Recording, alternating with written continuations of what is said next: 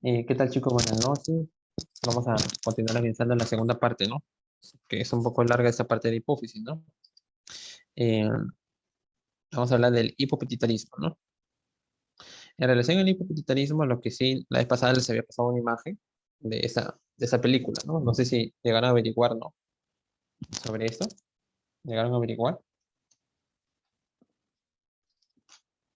qué patología tenía esta paciente? Doctor, salía que tenía hipopituitarismo.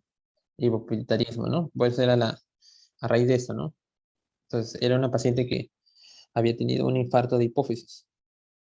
Y por el infarto de hipófisis, no había desarrollado la parte, ¿cómo se llama? Puberal, tenía un hipogonadismo secundario, tenía un hipotiroidismo y cortisolismo, y había tenido un desarrollo puberal incompleto, ¿no? Pues tenía la cara de un niño. Generalmente los que tienen déficit de hormona de crecimiento se le llaman cara de duende, ¿no? O de querubín, porque le falta la hormona de crecimiento, ¿no? Cara de un niño. Entonces, el hipopituitarismo, como pueden ver acá, es la falla parcial o completa de la secreción de las hormonas de la hipófisis y neurohipófisis, ¿no?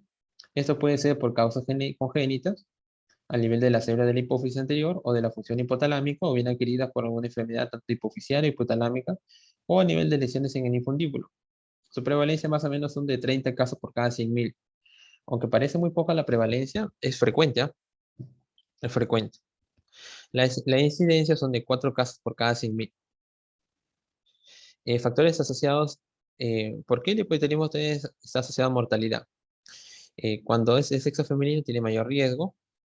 Cuando tiene una cirugía transcranial ya tiene riesgo de tener hipopituitarismo por radioterapia, ¿no? Habíamos visto que los pacientes que tienen tumores de hipófisis o tumores de tipo acromegalia o Cushing reciben radioterapia. Y la radioterapia origina hipopituitarismo. El hipocortisolismo, el hipogonadismo da mortalidad a largo plazo, ¿no? El hipogonadismo porque genera osteoporosis, ¿no? Genera hipertensión arterial. El hipocortisolismo porque estos pacientes hacen insuficiencia adrenal, ¿no? Diabetes insípida, craniofaringioma, ¿no? Causas de mayor mortalidad, ¿no? Del hipopituitarismo son la falta de terapia de reemplazo hormonal, el reemplazo no fisiológico del cortisol, porque a veces cuando uno le da mucha dosis de prednisona o hidrocortisona, los pacientes pueden originar un Cushing, ¿no? Leve, ¿no? Asociados a la causa del hipopituitarismo, tiene mayor mortalidad cardio y cerebrovascular, tiene un estado protrombótico, ¿no? Aumento del grosor de la íntima carotidia, mayor mortalidad por neoplasia maligna diversa, ¿no?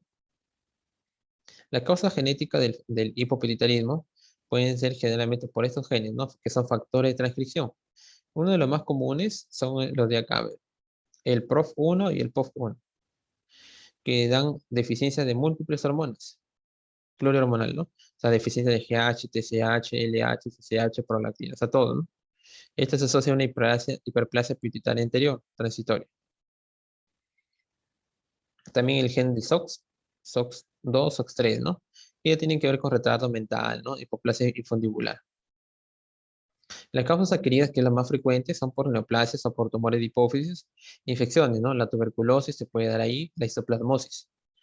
Un TEC, ¿no? Un traumatismo cerebroencefálico, ¿no? Un trauma craneoencefálico, silla turca vacía, enfermedades infiltrativas inflamatorias. ¿Qué tipo de enfermedades infiltrativas inflamatorias? Las autoinmunes, ¿no? Hablamos de hipofisitis autoinmune o linfocítica, hemocromatosis, granulomatosis, histocitosis de célula de Langerhans, eh, hipofisitis antulomatosa o granuloma de célula gigante. La radioterapia, cirugía hipofisial y vascular. Lo vascular es el famoso síndrome de Schicker, ¿no? La hemorragia subaranoidea y la apoplejía pituitaria. Entonces, el síndrome de silla turca vacía es un síndrome donde se caracteriza que está presente la silla, como pueden ver acá, está la silla, pero no está presente la hipófisis. Igualito, mira, acá está el tallo hipofisiario y acá está la silla, pero no está presente. Acá está el tallo, acá está el hipotálamo y no está presente la silla. Acá está disminuido de tamaño, ¿no? Ahora, ¿por qué se caracteriza? Se caracteriza porque el tejido pituitario no está completo de forma normal, ¿no? Hay una hipoplasia de la hipófisis anterior porque hay un defecto en el diafragma de la silla turca. Es decir, que el diafragma aumenta del tamaño gracias a que hay un aumento de la presión del líquido cefalorraquídeo y eso hace que lo aplane, ¿no? la hipófisis anterior y haga pensar que no haya nada. Por eso se llama silla turca vacía. La evaluación de un paciente con silla turca vacía necesariamente necesita una resonancia magnética y tenemos que evaluar también la forma clínica, ¿no? Generalmente lo que debemos evaluar y medir siempre es la tiroxina, la T4, y el cortisol temprano en la mañana, para evaluar si hay una deficiencia de estas hormonas, que son las hormonas vitales, pues, ¿no? Si no tenemos cortisol en la mañana, se nos baja la presión, nos da hipotermia, ¿no? Hipotensión. Si no tenemos hormona tiroidea, nos da igualito, ¿no? Hipotermia, letargo, decaimiento, estreñimiento, ¿no? Entonces son dos hormonas vitales, ¿no? Que son las que más se estudian cuando hablamos de silla turca vacía. Ahora, es interesante saber que cuando hablamos de esto, hablamos de un hipotiroidismo secundario, hipocortisolismo secundario. Por eso pedimos T4 y cortisol AM. Si habláramos de primario, pediríamos TSH en caso de tiroides y ACTH en caso de adrenal, ¿no?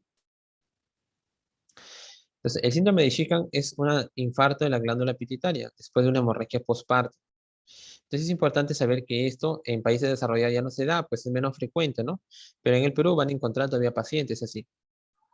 Por eso, debido a que hay una alteración en la atención obstétrica, ¿no? Que ya generalmente se está dejando de lado, pero muchas todavía pacientes dan a luz o dan su parto vía parto vertical o con una comadrona, ¿no? O una partera. Entonces, muchas de las pacientes hacen síntomas de hipopituitarismo, pero no lo mencionan, ¿no? Porque piensan que es parte normal del posparto, ¿no?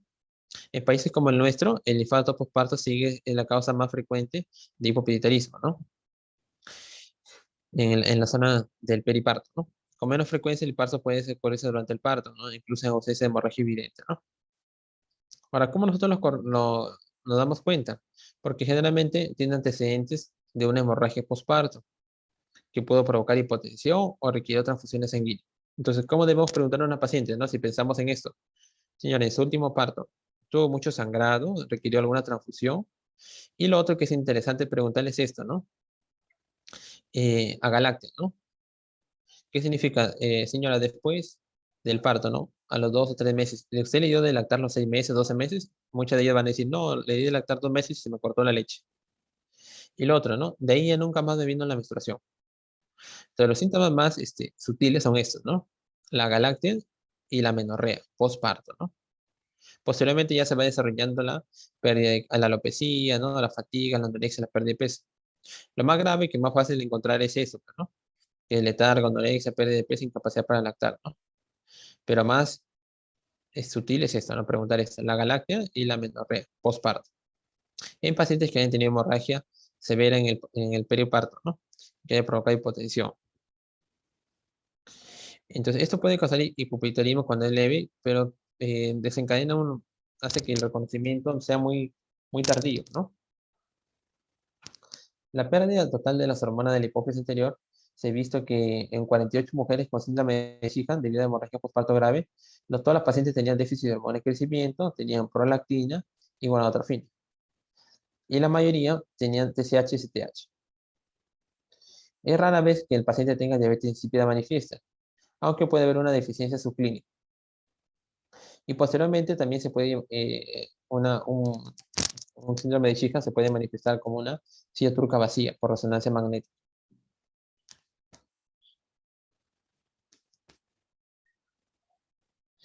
Entonces, las manifestaciones clínicas van a depender generalmente de esos síntomas generales, ¿no? La parte endocrina son síntomas muy generales, ¿no? Como ganancias de peso, pérdida de cabello, fatiga, depresión, alteraciones de la conciencia, intolerancia al frío, ¿no? Alteraciones de la calidad de sueño. En la parte de piel y fanegas, pérdida de cabello, ¿no? Tendencia a retener líquido, ¿no? A sentirse dematizada la mujer, ¿no? Piel seca. Y todas estas manifestaciones, ¿no? Si se dan cuenta, son síntomas un poco inespecíficos, ¿no? No nos dice que tal cosa puede ocasionar tal manifestación. Excepto de repente en esto, ¿no? Si el paciente tiene nocturia, poliuria, déficit de H, ¿no? Si el paciente tiene disminución de la libido, bochorno, infertilidad o sequedad vaginal o disfunción eréctil, hay que ver el eje gonadal, ¿no? LH-FSH. Pero si hay oligomenorrea, hay que ver ACTH, TSH, LH, FSH. O sea, ya es más amplio. Entonces, la hiponatremia y endocrinología, ¿no? La hiponatremia es un síndrome, ¿no? Porque tiene muchas causas. Generalmente la hiponatremia moderada es una causa bien frecuente, ¿no? 125 a 130 milimoles por litro. Y está más o menos en el 30% de hospitalizados y en geriátricos, ¿no? La hiponatremia moderada tiene muchas causas. Y dentro de las causas endocrinas de origen euvolémico, puede estar el hipotiroidismo, que es la principal causa, el síndrome de insuficiencia suprarrenal aguda o crónica, el hipopituitarismo, que incluye a los dos, o también el SIHA. ¿Ya, chicos? Entonces es importante que ustedes lo sepan, ¿no? Entonces, causa de hiponatremia de origen endocrino puede ser hipotiroidismo, insuficiencia adrenal o hipopituitarismo, que incluye a ambos, o síndrome de, perdón, SIHA. El SIHA es una secreción inapropiada de hormona antidiurética. Se diagnostica de forma de descarte. Para el diagnóstico de hipopituitarismo, nosotros tenemos que hacer estudios basales. Los estudios basales son como la glucosa basal, o sea, algo que tú te tomas y bien te levantas.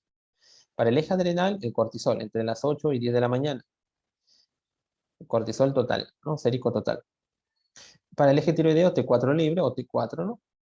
TSH no se pide, sino que comúnmente nosotros se pide a veces por costumbre, ¿no? Pero si nosotros queremos evaluar un paciente que ya sabemos que es un síndrome de Sheehan o es un tumor hipoficiario, no tenemos por qué se le gasta el dinero al paciente, pedirle solamente cortisol y T4 libre. Si queremos valorar el eje gonadal, pedimos estradiol en mujer y en varón pedimos testosterona total, generalmente, total. La LH y la FSH van a estar bajas en ambos. Para el eje somatotropo podemos pedir IGF-1. La prolactina nos va a servir porque si tenemos una prolactina menos de 5, nos habla de que hay poco tejido hipoficiario. Entonces nos podría dar a entender que el paciente tuvo un infarto de hipófisis, ¿no? La prolactina. Para eso nos sirve. Para la hormona antidiurética, básicamente tenemos que pedir la osmolaridad plasmática y la osmolaridad urinaria. Entonces, en el diagnóstico de hipopituitarismo tenemos esto, ¿no? Insuficiencia adrenal si el cortisol es menos de 3. Alguna literatura dice menos de 5, ¿no? Menos de 5 se podría confirmar. Más de 15 lo descarta. Y de 5 a 15 hacemos un test que se llama test de ACTH, que es lo que habíamos conversado, ¿no? El test de ACTH, así como el test de hipoglicemia insulínica, son test gold estándar para diagnosticar de insuficiencia adrenal. ¿Cómo se le da? Se le da 250 microgramos de endovenoso ACTH y se mide el cortisol a los 60 minutos. Si este es menos de 18, es porque el paciente no tiene reserva de ACTH en el hipófisis, o sea, tiene una insuficiencia adrenal secundaria, ¿no? Para hipotiroidismo necesitamos T4 libre baja, siempre baja, T4 libre baja, con TSH normal, TSH bajo o ligeramente elevado.